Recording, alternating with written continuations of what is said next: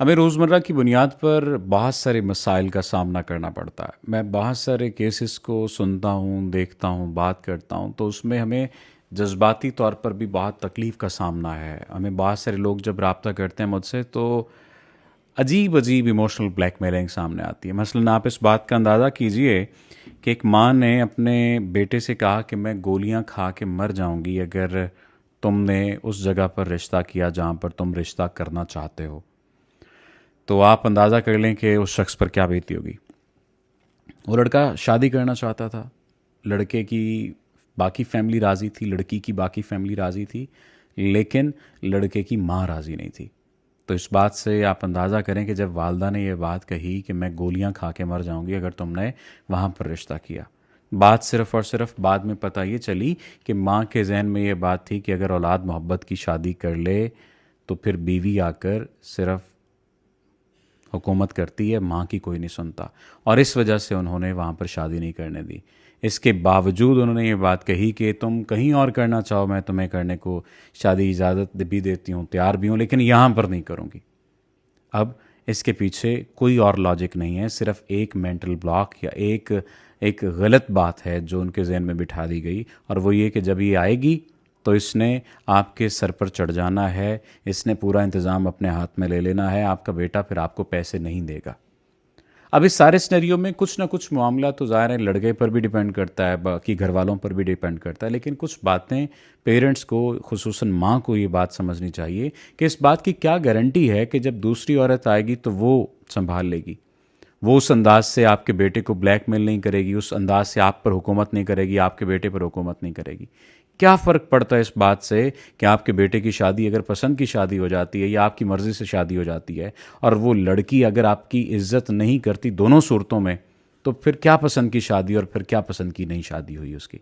बात करने का मकसद और मतलब बुनियादी तौर पर यह है कि अगर आपका बेटा या आपकी औलाद पसंद की शादी करना चाहते हैं और उसमें ज़ाहरी तौर पर कोई खामी नहीं है, कोई मुआशी या मुआशरती तौर पर भी कोई मसला नहीं है, तो उन्हें शादी करने दीजिए।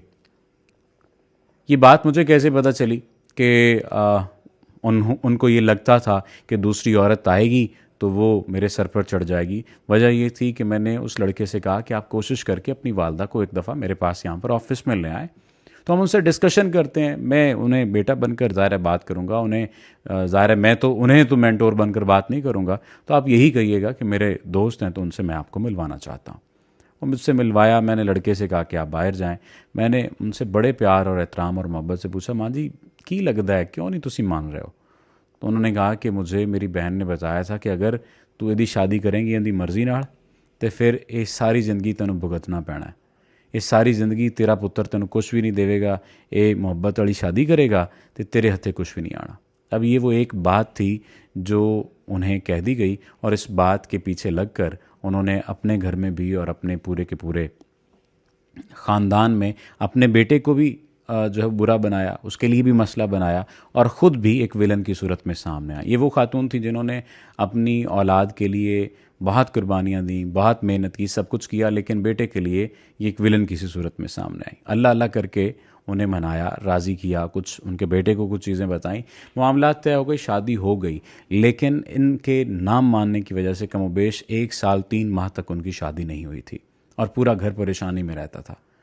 आप छोटी सी बात की वजह से अपने पूरे घर को डिस्टर्ब कर सकते हैं या आपका पूरा घर डिस्टर्ब हो सकता है। इसलिए कोशिश कीजिए कि आप किसी बात पर ज़िद करने की बजाय मामलात को बैठकर एक दूसरे के साथ मिलकर सुलझा लीजिए। और ऐसी कोई भी बात कि लव मैरिज होगी तो वो शौहर के सीने पर दाल मूंगेगी, आपके सीने पर दाल मूंगेगी, और शौहर के सर पर उसका जादू चढ़कर बोलेगा, तो ऐसा कुछ भी नहीं है। आप अलहदगियों के हालात देख लीजिए, और अगर ऐसा लगता है कि कोई आप अपनी मर्ज़ी से लाएंगी और वो आपकी सारी ज़िंदगी अतात में गुजार देगी, तो ऐसा भी नहीं है। शादी, कामयाब शादी और अदब आदाब वाली खातून या बीवी या शौहर या दामाद